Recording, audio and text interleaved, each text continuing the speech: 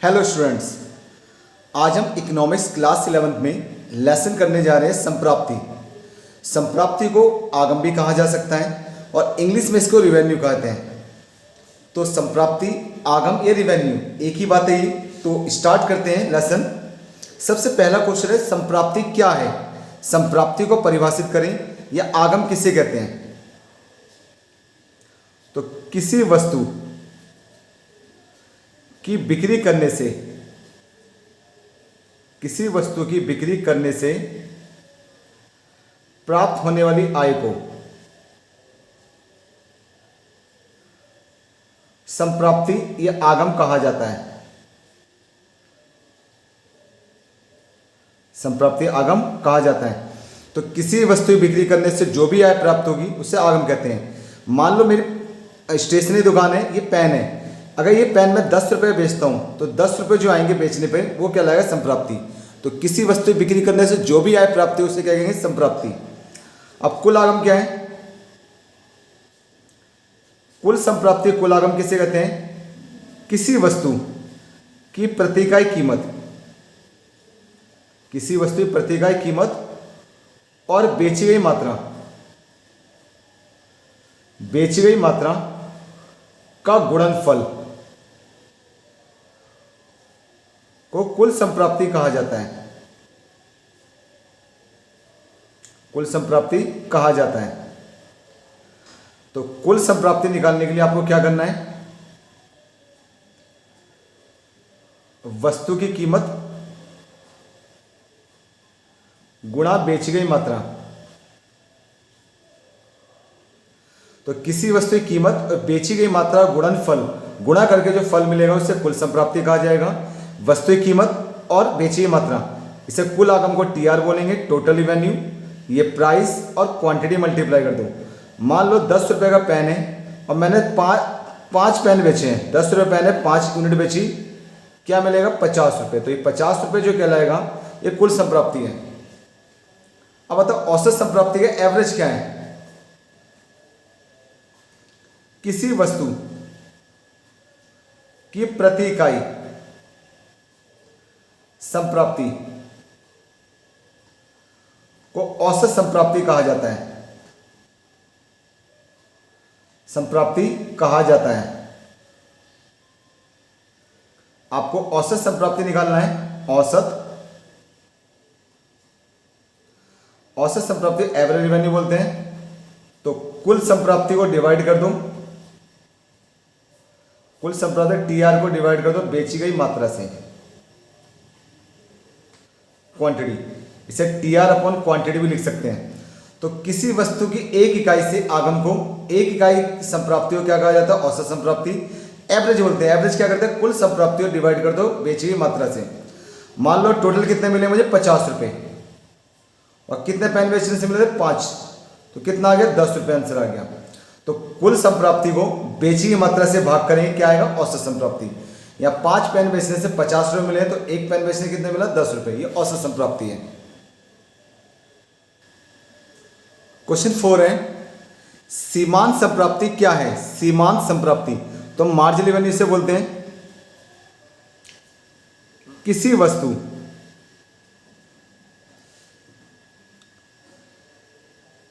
वस्तु की एक अतिरिक्त इकाई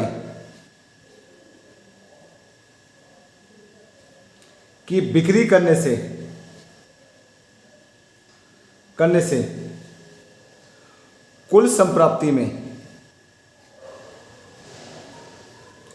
जो परिवर्तन होता है उसे सीमांत संप्राप्ति यानी मार्जिनल रिवेन्यू कहा जाता है। उदाहरण के लिए मान लो यूनिट बेची है मैंने 10 और मुझे कुल आगम टोटल रिवेन्यू मिला 100।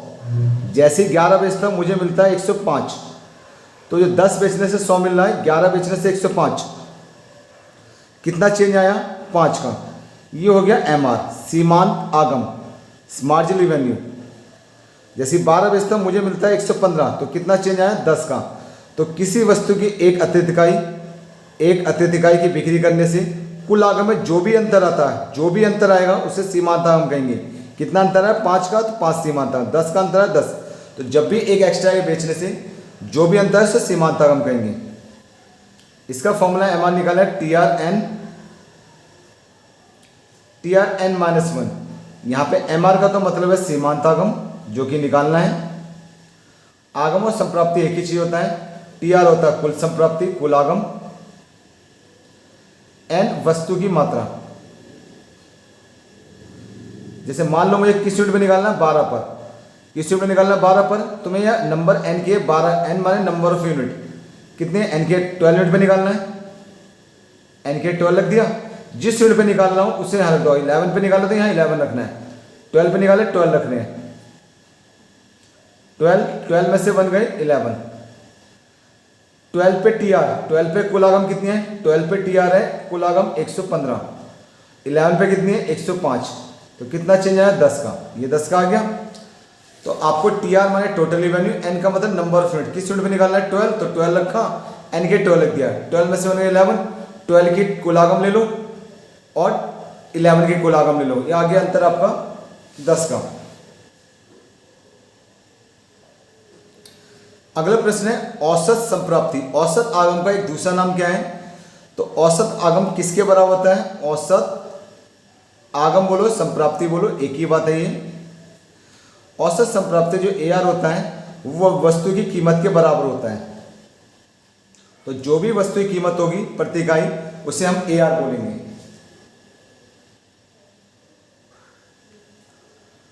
अगला प्रश्न है क्वेश्चन नंबर 6 में कहा गया है औसत संप्राप्ति यानी AR और सीमांत संप्राप्ति यानी MR में संबंध बताइए। AR और MR में क्या रिलेशन है, तो आंसर है इसका औसत संप्राप्ति AR और सीमांत संप्राप्ति MR में संबंध बताने से पहले हम एक टेबल लिखेंगे। ये यूनिट से इकाई, 1 यूनिट बेची 2 3 4 5 6, ये बची हमने। अब यहां पे लिखते हैं हम यहाँ पे TR कुल आगम, ये कुल संप्राप्ति है 3 7 16 18 18, 3 7 के बाद करते 12 करते 12 16 18 18। एवरेज कैसे निकालते, देखिए AR निकालते हैं हम। AR कैसे निकालते हैं, TR को यूनिट से डिवाइड करते हैं क्वांटिटी से। 3 को 1 से डिवाइड करें 3 आएगा, 7 को 2 से डिवाइड करो 3.5, 12 को 3 से करोगे 4, इसे करेंगे 4, 5 से करते इसे 3.6, 6 से डिवाइड करें 18 को 6 से भाग दो 3। MR होता है चेंज, जो TR में चेंज आ रहा है। 3 कितना चेंज आया, 4 का कितना आया, 5 का, 4 का कितना चेंज आया, 2 का, 0 का। तो अब यहां देख सकते हैं हम, यहां पर सबसे पहले पहला संबंध क्या है हमें, AR और MR यानी औसत संप्राप्ति और सीमांत संप्राप्ति। AR क्या होता है, औसत संप्राप्ति, MR सीमांत संप्राप्ति। दोनों को कुल संप्राप्ति, कुल संप्राप्ति से ज्ञात किया जाता है। AR को भी TR से निकालते हैं डिवाइड करके, MR को TR से निकालते हैं अंतर। दोनों पहला संबंध ये है, AR MR दोनों को TR से निकाला जाता है। किससे निकाला जाता है, TR कुल आगम से। दूसरा संबंध है जब, देखिए देख सकते हैं हम यहां पर इस बॉक्स से पहले कौन ज्यादा है, बता सकते हो कौन ज्यादा है, TR ज्यादा है, AR ज्यादा है, MR ज्यादा है, MR ज्यादा है, MR ज्यादा है। तो यहां तक क्या है, MR ज्यादा है AR से। तो जब जो है MR ज्यादा होगी किससे, AR से, सीमांत आगम ज़्यादा है, ये 4 है, 3.5, 5, 4, एम आर ज़्यादा है ए आर से, तो दोनों में वृद्धि होगी, दोनों में वृद्धि होगी। देखिए अगर एम आर ज़्यादा है ए आर कम है, एम आर ज़्यादा है, तो दोनों बढ़ रहे हैं, दोनों क्या बढ़ रहे हैं। तीसरा पॉइंट, जब ए आर एम आर बराबर है, औसतांक सीमांतांक बराबर है, तो ए आर जो होगा ए आर अधिकतम स्तर पर होगी, अधिकतम स्तर पर होगी। ए आर ज़्यादा है, एम आर दोनों बराबर है, यहाँ पे ए आर सबसे ज़्यादा है, ए आर सबसे ज़्यादा है। फिर है जब ए आर ज़्यादा होगी एम आर से, अब कौन ज़्यादा है, ए आर ज़्यादा है, ए आर ज़्यादा है, तो दोनों ए आर यानी औसत संप्राप्ति और एम आर सीमांत संप्राप्ति में कमी होगी, दोनों में क्या होगी, कमी होगी। अब इसका डायग्राम देखते हैं। डायग्राम चॉइस है, बनाओ या मत बनाओ। तो पहले हमने क्या ना एम आर बनाया,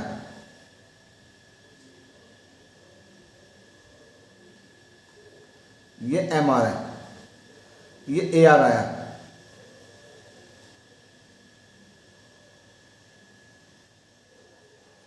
देखिए जब काटने से पहले शुरू में कौन जाता है, एम आर जाता था, तो एम आर ऊपर से जा रहा है, एम आर कहाँ जा रहा है, ऊपर है, ए आर कम है, एम आर ज़्यादा ए आर कम है। जहाँ दोनों बराबर हैं, जहाँ दोनों ए आर सबसे ज़्यादा है, ए आर सबसे ज़्यादा है, जहाँ दोनों बराबर ए आर सबसे ज़्यादा है,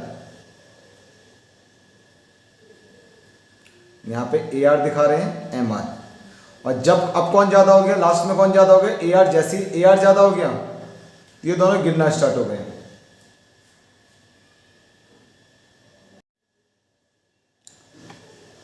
अगला क्वेश्चन है, कुल संप्राप्ति और औसत संप्राप्ति में संबंध बताओ। कुल संप्राप्ति और सीमांत संप्राप्ति में संबंध। यह हम कुल संप्राप्ति टोटल रेवेन्यू को टी आर लिखेंगे, सीमांत संप्राप्ति को एम आर लिखेंगे। तो सबसे पहले M R, M R means सीमांतागम। एम आर को टी आर यानी कुल संप्राप्ति से प्राप्त किया जाता है, से प्राप्त किया जाता है। देखिए कैसे एम आर ओ किससे निकालते हैं, टी आर एन माइनस 1। यहां भी टेबल बना लेता हूं मैं, ये यूनिट्स 1 2 3 4 5 6। यहां देखो सबसे पहले टी आर लिया हमने 3 7 12 16 18 लिया हमने, फिर यहां पे क्या 18। ये एम आर है। पहले पे सेम, कितना चेंज आया 4 का, कितना आया 5 का, कितना आया 4 का, 2 का, 0 का। तो सबसे पहले एम आर को, जब एम आर का मतलब क्या है, सीमांतांक। एम आर में वृद्धि होती है तो कुल संप्राप्ति में बढ़ती दर से वृद्धि होती है, बढ़ती दर से वृद्धि होती है। जब सीमा एम आर में वृद्धि होती है तो कुल संप्राप्ति बढ़ती दर से। देखिए एम आर बढ़ रहा है, एम आर में वृद्धि हो रही है। एम आर बढ़ा है, 1 पे 3 2 पे 6 होना चाहिए था, नहीं ये 4 बढ़ा फिर 5 बढ़ा। जैसे से एम आर बढ़ती है, सीमांत आगम बढ़ता है, तो कुल आगम बढ़ती दर से वृद्धि होती है। जब एम आर में कमी होती है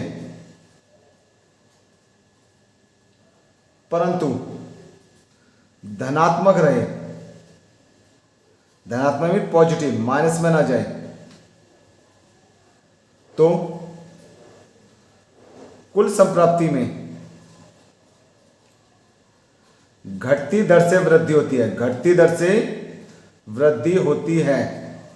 देखिए अब यहां ना एमआर घट रहा है, एमआर घट रहा है, यहां एमआर में कमी है, एमआर कम होता है तो टीआर बढ़ तो रहा है लेकिन पहले से कम, घटती दर से बढ़ रहा है, बढ़ तो रहा है, 4 बढ़ा फिर 2 ही बढ़ा, घट रहा है 4। जब सीमांत आगम शून्य है तो कुल संप्राप्ति अधिकतम स्तर पर होगी। क्या बताया मैंने, एमआर को किससे निकालते हैं, टीआर से, सीमांत आगम को किससे निकालते हैं, कुल आगम से। जब एमआर बढ़ रहा हूं, एमआर बढ़ रहा हूं तो कुल संप्राप्ति भी क्या होगी, बढ़ती दर से बढ़ेगी। एमआर घट रहा हूं लेकिन प्लस में रहे, एमआर घट रहा है तो कुल संप्राप्ति बढ़ तो रही है लेकिन कम रेट से, घटती दर से। एमआर शून्य है या अधिकतम है। कभी कभी सही गलत भी क्वेश्चन आता है कि ट्रू है या फॉल्स है। क्वेश्चन इस तरह से आएगा, एमआर बढ़ रहा है तो टीआर भी क्या होगा, टीआर घटेगा, गलत है ये। एमआर शून्य है, टीआर सबसे कम होगा, नहीं सबसे ज्यादा होगा, ये आता है।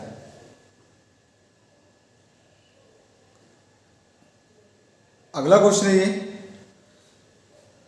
कि पूर्ण प्रतियोगिता बाजार में औसत संप्राप्ति एआर और सीमांत संप्राप्ति एमआर समान होते हैं क्यों।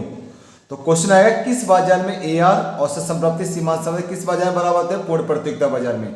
अब यह क्यों होते हैं, तो सबसे पहले ये बाजार क्या है, पूर्ण प्रतियोगिता बाजार वह बाजार है जिसमें क्रेताओं और विक्रेताओं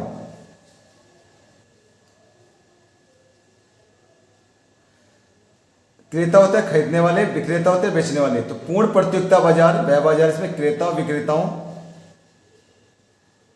दोनों की संख्या अधिक होती है।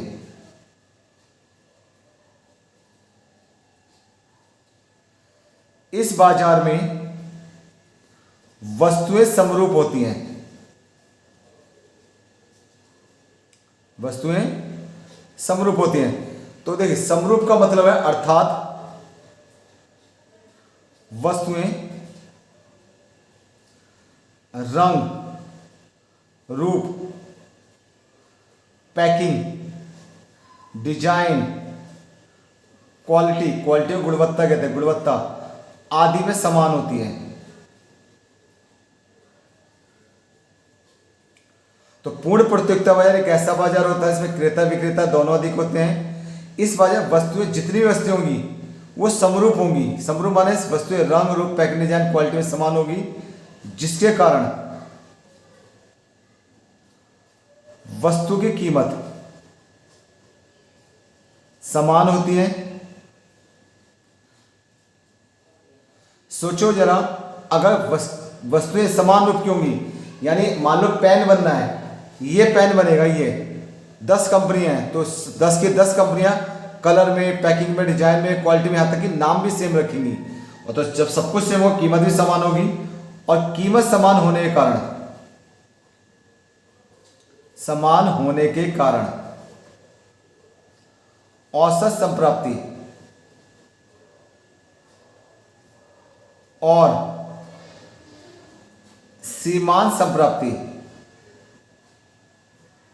दोनों समान होते हैं,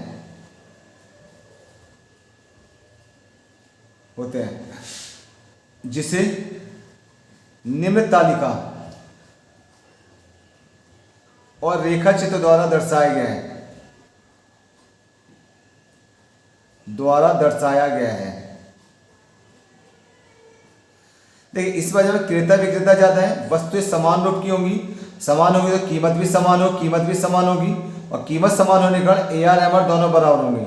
जैसे ये प्राइस, कीमत रुपए में, ये कुल संप्राप्ति टीआर, प्राइस समान होगी 10 10 10 10, ये मात्रा होगी क्वांटिटी, एक मात्रा बची 2 3 4 5, देखिए एक बेचूंगा 10 रुपए वाली तो कितने मिलेंगे 10, दो बेचूंगा 10 वाली 20 में, तीन बेचूंगा 30 में, चार होगी 10 के हिसाब से 40, 50।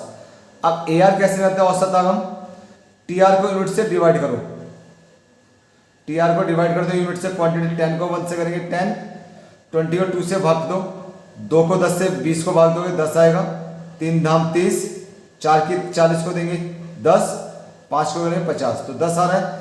10 को 1 से भाग दोगे 10 आएगा, 20 को 2 से भाग दोगे, 30 को 3 से, 40 को 4 से, 50 को 5 से। अब एम आर होता है चेंज, कितना चेंज आ रहा है सब में 10-10 का। तो ए आर एम आर कैसे है, सेम आ गई, किसके कारण, वस्तुएं कीमत समान है और कीमत समान की वस्तुएं समरूप हैं। अब इसका डायग्राम 5, 10, 15,